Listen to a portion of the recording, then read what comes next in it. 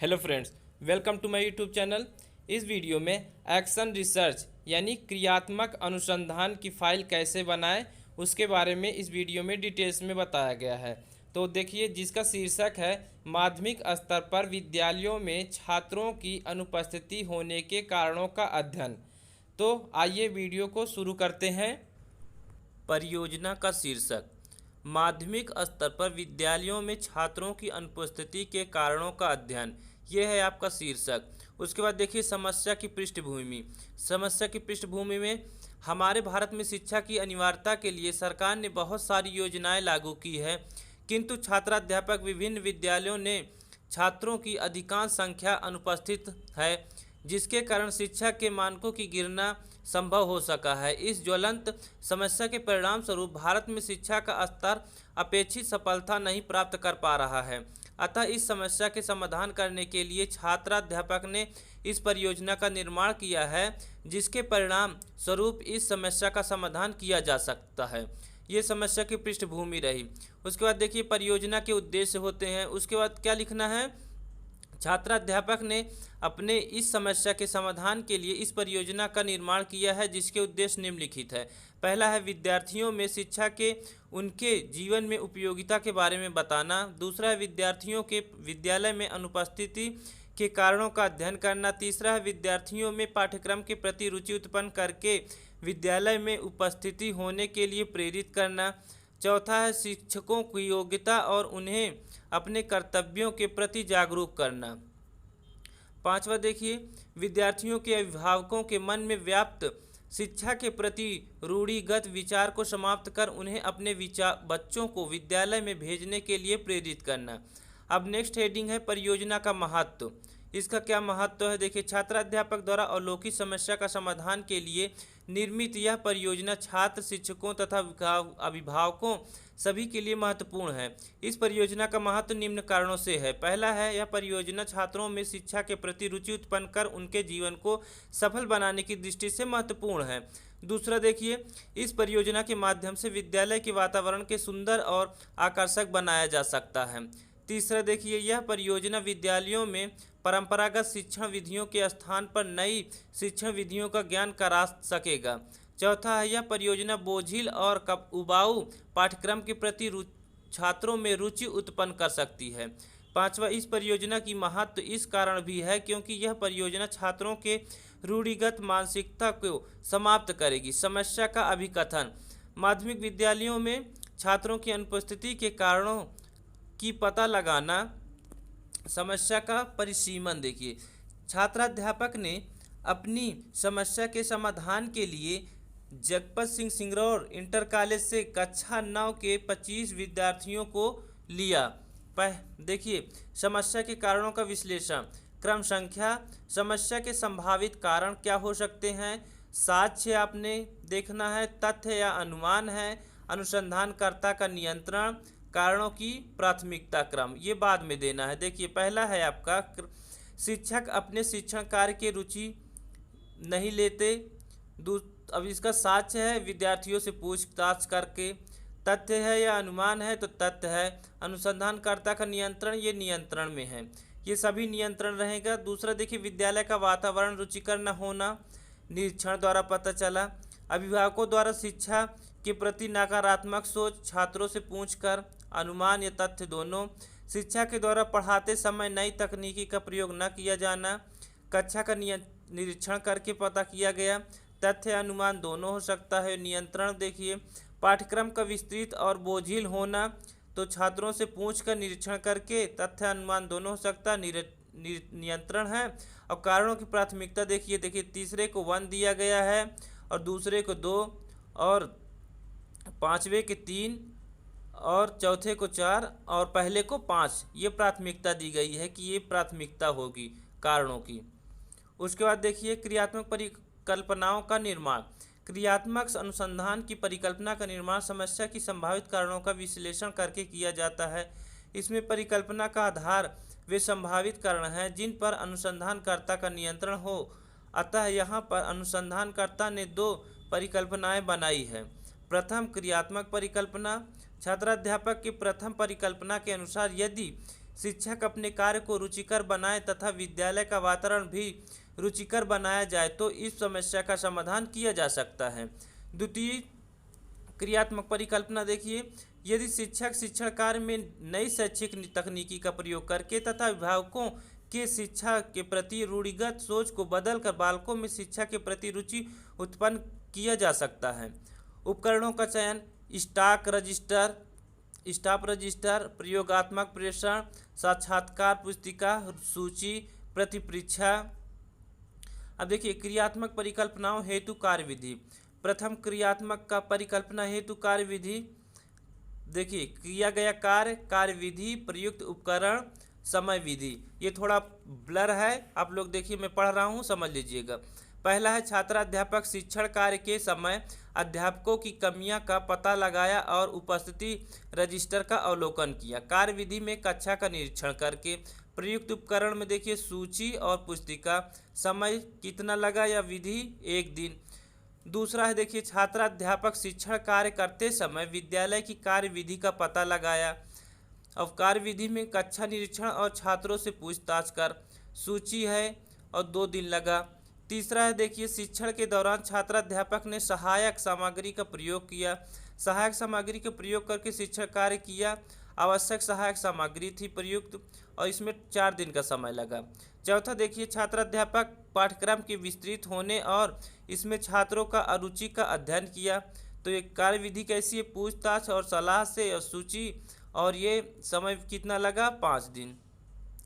उपरोक्त तालिका के अनुसार छात्राध्यापक ने 12 दिनों तक प्रथम क्रियात्मक परिकल्पना हेतु कार्य किया।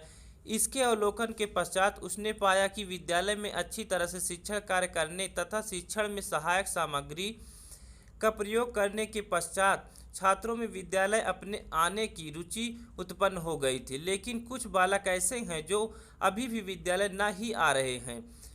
अतः छात्राध्यापक 13 दिनों तक कार्य करने के बाद भी संतोषजनक परिणाम नहीं प्राप्त कर सका। अतः उसने द्वितीय परिकल्पना के परीक्षण हेतु कार्य किया। द्वितीय परिकल्पना देखिए, द्वितीय क्रियात्मक परिकल्पना हेतु कार्यविधि। किया गया कार्य, कार्यविधि, प्रयुक्त उपकरण और समय विधि। पहला है देखिए छात्राध्यापक कक्षा में उपस्थित छात्रों के बारे में पता लगाया। पूछताछ, रजिस्टर और अवलोकन करके। रजिस्टर से देखिए और 1 दिन का समय लगा। दूसरा छात्राध्यापक छात्रों के घर जाकर उनके विद्यालय न आने के कारणों का पता लगाया। अभिभावकों से पूछताछ करके। सूची से और 2 दिन का समय लगा इसमें। तीसरा है छात्राध्यापक ने पुनः विद्यालय में सभी प्रकार के शिक्षण का सहायक सामग्री के साथ शिक्षण कार्य किया। शिक्षण कार्य है, कार्यविधि में प्रयुक्त उपकरण है और 5 दिन का समय लगा। छात्राध्यापक ने विद्यालय का वातावरण सुखद और आकर्षक बनाने के लिए प्रधानाचार्य और शिक्षकों से वार्तालाप किया। और कार्यविधि हो गई आपकी वार्तालाप और प्रयुक्त उपकरण रजिस्टर, समय लगा 5 दिन। उसके बाद देखिए उपरोक्त तालिका के अनुसार छात्राध्यापक ने 13 दिनों तक द्वितीय परिकल्पना को परीक्षण हेतु कार्य किया और अवलोकन के माध्यम से विद्यार्थियों में हुए गुणात्मक सुधार को देखा और यह पाया कि शिक्षण द्वारा विद्यार्थियों की शिक्षा के प्रति रुचि उत्पन्न हो गई है और वे सब विद्यालय आने लगे हैं और उपस्थिति रजिस्टर में छात्रों की संख्या बहुत अधिक बढ़ गई है। अतः छात्राध्यापक द्वारा बनाई गई परियोजना सफल हुई। अब देखिए आंकड़ों का संग्रह।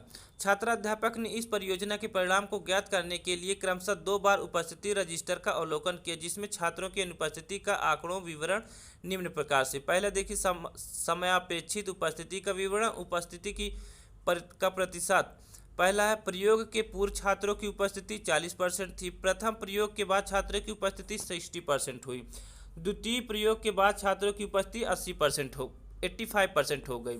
आंकड़ों का विश्लेषण। छात्र अध्यापक द्वारा विभिन्न चरणों में उपस्थिति रजिस्टर का अवलोकन करने से यह ज्ञात होता है कि प्रयोग के पूर्व छात्रों की उपस्थिति मात्र 40% है तथा प्रथम प्रयोग के बाद छात्रों की उपस्थिति 60% है। इस प्रकार हम देखते हैं कि प्रथम प्रयोग के बाद छात्रों की उपस्थिति में 20% की वृद्धि हुई। दूसरे प्रयोग के बाद विद्यालय में छात्रों की उपस्थिति 85% है। अतः द्वितीय प्रयोग के बाद विद्यार्थियों के विद्यालय उपस्थिति में 25% की वृद्धि हुई। परिणाम क्या हुआ? छात्राध्यापक द्वारा लगभग 1 महीने तक परियोजना पर कार्य करने के पश्चात विद्यालय के लगभग 85% विद्यार्थी विद्यालय में आने लगे हैं। अतः इस प्रकार से हम कह सकते हैं कि यह परियोजना विद्यालय में छात्रों का अनुपस्थिति का समस्या का समाधान करने में सफल है। परियोजना का मूल्यांकन क्या है? छात्राध्यापक द्वारा परियोजना पर लगातार 1 महीने तक कार्य अवलोकन करने के पश्चात विद्यालयों को शिक्षण कार्य करके विद्यालय आने के लिए प्रेरित किया और शिक्षण कार्य के समय सहायक सामग्री का प्रयोग करके विद्यालय का वातावरण मोहक और आकर्षक बनाया, जिसके परिणाम स्वरूप छात्र विद्यालय आने लगे और छात्र की उपस्थिति में अपेक्षित वृद्धि हुई। इस प्रकार यह परियोजना सफल रही। अतः छात्राध्यापक द्वारा बनाई गई परियोजना सभी विद्यालयों, छात्रों और अध्यापकों के लिए महत्वपूर्ण और लाभकारी है। निष्कर्ष क्या निकला? देखिए निष्कर्ष, परियोजना के उपरोक्त मूल्यांकन के आधार पर निष्कर्षतः हम कह सकते हैं कि विद्यार्थियों के पारिवारिक एवं विद्यालय संबंधी कारकों का पता लगाकर तथा शिक्षा के समय सहायक सामग्री का प्रयोग करके छात्रों में शिक्षा के प्रति रुचि उत्पन्न किया जा सकता है। अतः अध्यापकों को अपने शिक्षण कार्य के समय क्रियाकलापों को बदलकर और उन्हें शिक्षा के महत्व के बारे में बताकर इस समस्या का समाधान किया जा सकता है। सुझाव देखिए, सुझाव क्या है? विद्यालयों में छात्रों की अनुपस्थिति को सुधारने के लिए छात्र अध्यापकों ने कुछ सुझाव दिया है जो निम्न है। पहला है, अभिभावक शिक्षा के प्रति नकारात्मक रवैये को त्यागें और वे अपने बालकों को विद्यालय भेजें। दूसरा है, शिक्षक अपने कर्तव्यों को समझें और अपना कार्य ईमानदारी से करें। तीसरा है, शिक्षक पढ़ाते समय सभी प्रकार तकनीकी उपकरणों छात्रों के अनुकूल बनाएं। पांचवा है, विद्यालय के सभी कर्मचारी अपने कर्तव्यों को ध्यान में रखकर अपना कार्य करें। परियोजना में लागत कितनी हुई उसके बारे में देखिए। इस परियोजना के क्रियान्वयन हेतु छात्राध्यापक द्वारा किए गए खर्चे का विवरण निम्न प्रकार से है। विभिन्न कार्य और व्यय, पुस्तकें खरीदने में 500 रुपये खर्चा हुए, छात्रों के लिए पुरस्कार खरीदने में 500 रुपये खर्चा हुआ, सहायक सामग्री खरीदने में 500 रुपये खर्चा हुआ, परीक्षाओं के आयोजन में 300 रुपये खर्च हुए, अन्य खर्च 500, टोटल हो गए 2300 रुपये खर्च हुए आपकी इस परियोजना में। उसके बाद देखिए संदर्भ ग्रंथ सूची। सांख्यिकी मनोविज्ञान जिन्होंने किया, देखो अरुण कुमार, अनुसंधान परिचय PN राय, अनुसंधान विधियाँ BN श्रीवास्तव, दल में अधिगम गिब्स जी 1994, शिक्षण की तकनीकी NS स्वरूप सक्सेना। अब उसके बाद लास्ट में आपको एक पेपर बनाना है। देखिए विषय सामान्य ज्ञान कक्षा 9 2013-14, सेशन अधिकतम अंक 100। और इसमें क्या है देखिए, प्रश्नों के उत्तर दीजिए। हमारे देश की राजधानी कहाँ है? हमारे देश की सबसे ऊंची पर्वत चोटी कौन सी है? हमारे देश का राष्ट्रीय चिन्ह क्या है? हमारे देश का प्रथम नागरिक कौन होता है? हमारे देश का संविधान कब लागू हुआ? हमारे देश के वर्तमान राष्ट्रपति कौन है? भारत में ताजमहल किसने बनवाया था? मानव सांस लेने में कौन सी गैस अंदर लेता है? भारत में कितने राज्य हैं? हम किस राज्य में रहते हैं? दूसरा है, भारत देश की शिक्षा व्यवस्था पर एक निबंध लिखिए। भारत में शिक्षा के विकास में कौन सी बाधाएं हैं? तो इस तरह से ये एक्शन रिसर्च की फाइल आपकी कंप्लीट हो जाती है।